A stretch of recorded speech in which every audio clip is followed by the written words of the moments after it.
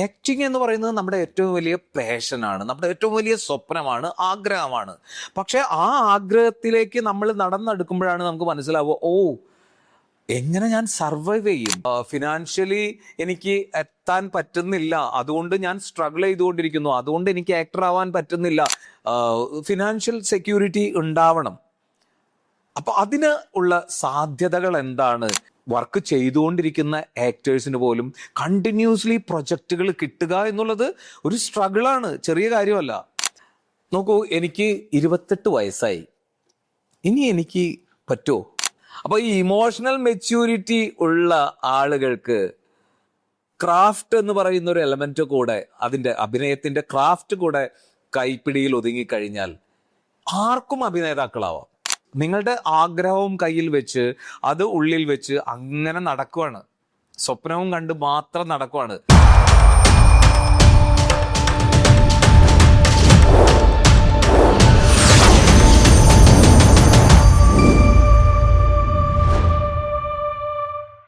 ഇനി അടുത്ത ഒരു ഭയം, ഫിയർ ഓഫ് ഫിനാൻഷ്യൽ ഇൻസ്റ്റബിലിറ്റി എന്നുള്ളതാണ്.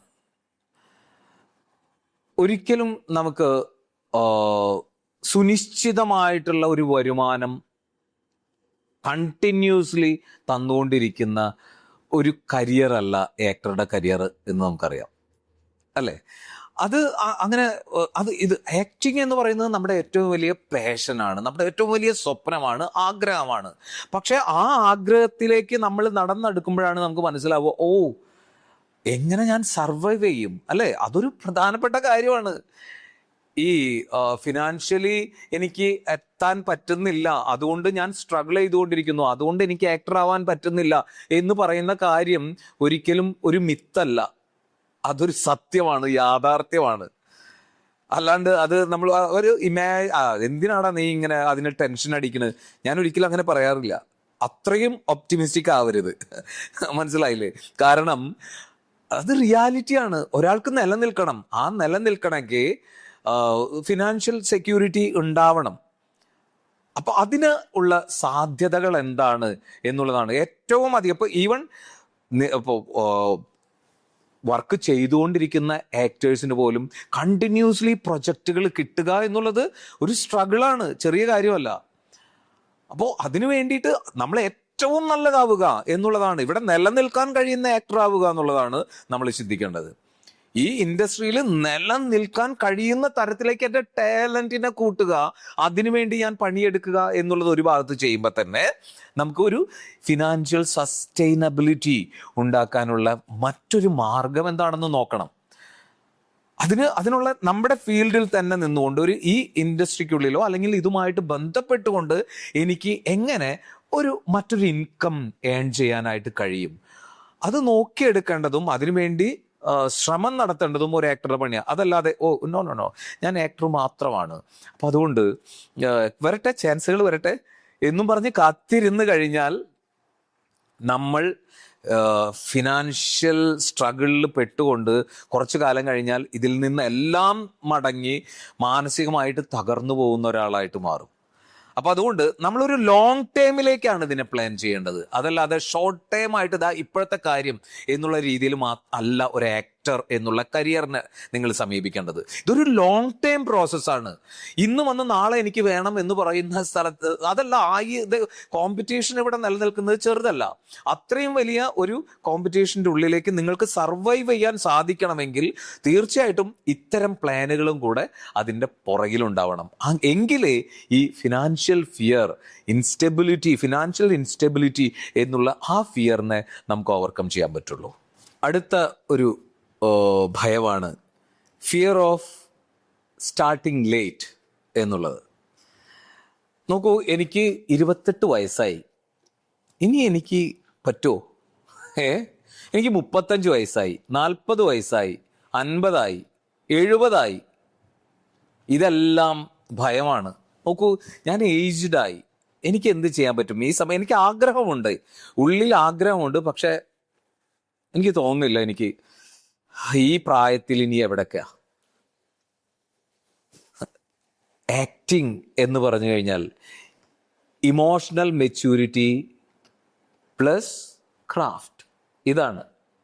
അപ്പോൾ ഈ ഇമോഷണൽ മെച്യൂരിറ്റി ഉള്ള ആളുകൾക്ക് ക്രാഫ്റ്റ് എന്ന് പറയുന്ന ഒരു എലമെന്റ് കൂടെ, അതിൻ്റെ അഭിനയത്തിന്റെ ക്രാഫ്റ്റ് കൂടെ കൈപ്പിടിയിൽ ഒതുങ്ങിക്കഴിഞ്ഞാൽ ആർക്കും അഭിനേതാക്കളാവാം. അതിന് ഏജ് ഒരു ക്രൈറ്റീരിയ അല്ല. അതാണ് നമ്മൾ മനസ്സിലാക്കേണ്ടത്. പ്ലീസ്, നിങ്ങളുടെ ആഗ്രഹവും കയ്യിൽ വെച്ച് അത് ഉള്ളിൽ വെച്ച് അങ്ങനെ നടക്കുവാണ്, സ്വപ്നവും കണ്ട് മാത്രം നടക്കുവാണ്. ഇവിടെ സ്റ്റാർട്ട് ചെയ്യുക, ഇപ്പൊ തുടങ്ങുക. അതിനുള്ള സമയമായി. നോക്കൂ, എനിക്ക് ആക്ട് ലാബിൽ 5 വയസ്സ് മുതൽ 80 വയസ്സ് വരെയുള്ള വിദ്യാർത്ഥികളുണ്ട് ഇവിടെ. ആ പ്രായത്തിലും ഒരു 80 വയസ്സിലും ഇപ്പോഴാണ് എനിക്ക് സമയം കിട്ടിയത്, ഞാൻ ഇപ്പൊ തുടങ്ങുന്നു എന്ന് പറയാൻ ധൈര്യം കാണിക്കുന്ന മനുഷ്യർ. സിനിമയിൽ എല്ലാ തരത്തിലും എല്ലാ ഏജ് ഗ്രൂപ്പിലുള്ള ആളുകൾ വേണം, അല്ലെ? അഭിനേതാക്കൾ വേണം. അപ്പൊ നമ്മൾ ഏറ്റവും കൂടുതൽ അനുഭവിക്കുന്ന ഒരു കാര്യമാണ് ഇത്തിരി ഏജ്ഡ് ആയിട്ടുള്ള ആക്ടേഴ്സിനെ കിട്ടാനില്ല എന്നുള്ളത്. അങ്ങനെയുള്ള ആക്ടേഴ്സിനെ, വ്യത്യസ്തമായിട്ടുള്ള രൂപങ്ങളുള്ള ആക്ടേഴ്സിനെ കിട്ടാൻ വളരെ പ്രയാസമാണ്. കാസ്റ്റിംഗ് ഡയറക്ടേഴ്സൊക്കെ അനുഭവിച്ചുകൊണ്ടിരിക്കുകയാണത്. അപ്പോൾ നമ്മൾ ആക്ട് ലാബിലേക്കും ഒരുപാട് പേര് കാസ്റ്റിങ്ങിന് അന്വേഷിച്ച് വരുമ്പോൾ പറയുന്നുണ്ട്, ഈ ഒരു ഏജ് ഗ്രൂപ്പിലുള്ള ആളുകളെ 20 മുതൽ 25 വരെ കിട്ടാൻ എളുപ്പമാണ്. കൂടുതൽ പേരുണ്ട് അതിലേക്ക്. പക്ഷേ അതിനുശേഷം അതിൽ കൂടുതൽ ഏജ് ആയിട്ടുള്ള ആളുകൾ, അവർക്ക് വരാനുള്ള ഈ മടി, ഈ ഭയമാണ്. എനിക്ക് ഏജായി എന്നുള്ള തോന്നലാണ്. നോക്കൂ, നിങ്ങൾ ഈ സ്വപ്നത്തെ എത്ര കാലം നിങ്ങൾ ഉള്ളിൽ ഒതുക്കിക്കൊണ്ട് നടക്കും? ഒരുപാട് കാലത്തിന് ശേഷം അവസാനം റിഗ്രറ്റാണ്. ഞാനത് ശ്രമിച്ചിരുന്നെങ്കിൽ, എനിക്കൊന്ന് അതിന് ശ്രമിക്കാമായിരുന്നു എങ്കിൽ ഞാൻ ഇത്രയ്ക്കും വിഷമിക്കുമായിരുന്നില്ല എന്നുള്ള ആ ഒരു റിഗ്രറ്റ് ജീവിതത്തിൽ ഇല്ലാതിരിക്കട്ടെ. തുടങ്ങുന്നത് ഏത് സമയത്ത് എന്നുള്ളതല്ല പ്രശ്നം, എങ്ങനെ തുടങ്ങുന്നു എന്നുള്ളതാണ്. അവിടെയും നിങ്ങളുടെ അവയർനെസ് പ്രധാനമാണ്. കേവലം ഒരുപാട് നമ്മൾ മെക്കാനിക്കൽ ആയിട്ടുള്ള ചില ശീലങ്ങളിൽ കിടക്കുന്നുണ്ടാവും. ഓരോ വളർച്ചയുടെ ഓരോ കാലഘട്ടത്തിലും അഭിനയത്തെ നമ്മൾ പല രീതിയിൽ സമീപിക്കും. അപ്പൊ ആ സമീപനങ്ങളൊക്കെ ചിലപ്പോൾ ഒരു തടസ്സമായിട്ട് മാറാം. അതിനെയൊക്കെ മാറ്റിക്കൊണ്ട് നമ്മൾ ആ ക്രാഫ്റ്റിനെ കൃത്യമായിട്ട് ഇംപ്രൂവ് ചെയ്തെടുക്കുക എന്നുള്ളതാണ് വേണ്ടത്. നിങ്ങൾക്ക് ഏജ് കൂടും തോറും കൂടുതൽ ബെറ്റർ ആക്ടേഴ്സ് ആവാനുള്ള എക്സ്പീരിയൻസ് ആണ് കിട്ടിക്കൊണ്ടിരിക്കുന്നത്. ജീവിതാനുഭവമാണ് ഒരു അഭിനേതാവിൻ്റെ ഏറ്റവും വലിയ സമ്പത്ത് എന്ന് പറയുന്നത്. ലൈഫ് എക്സ്പീരിയൻസസ്, അത് ഓരോ ഏജിലും നമ്മൾക്ക് കൂടിക്കൊണ്ടിരിക്കുകയാണ് ആ അനുഭവം. അപ്പോൾ ഏറ്റവും പ്രായം കൂടും തോറും ബെറ്റർ ആക്ടേഴ്സായി മാറി വരുന്നത് നമുക്ക് എന്തിനാ അകലേക്ക് പോകുന്നത്? നമ്മുടെ ഇൻഡസ്ട്രിയിൽ തന്നെ, നമ്മുടെ സ്വന്തം മലയാളത്തിൽ തന്നെ നമ്മളിത് കണ്ടുകൊണ്ടിരിക്കുക. മമ്മൂക്കയെ പോലൊരു ആക്ടർ, അങ്ങനെ എത്രയോ, അല്ലെ, നമുക്ക് പറയാൻ വാക്കുകളില്ല. അത്രത്തോളം ഗംഭീരമായിട്ടുള്ള ആക്ടറായി മാറിക്കൊണ്ടിരിക്കുക. മോഹൻലാൽ, അല്ലെ, അവരൊക്കെ അവരുടെ ജീവിതത്തിലെ ഏറ്റവും മനോഹരമായ കാലഘട്ടത്തിലൂടെ ഇനിയും കടന്നുപോയിക്കൊണ്ടിരിക്കുക തന്നെയാണ് ചെയ്യുന്നത്. പലരും പറയാറുണ്ട്, എന്താണ് നിർത്താനായില്ലേ, ഇത്രയും പ്രായമായില്ലേ? നെവർ. ഒരു ആക്ടർ അവര് വീണ്ടും വളർന്നുകൊണ്ടിരിക്കുക.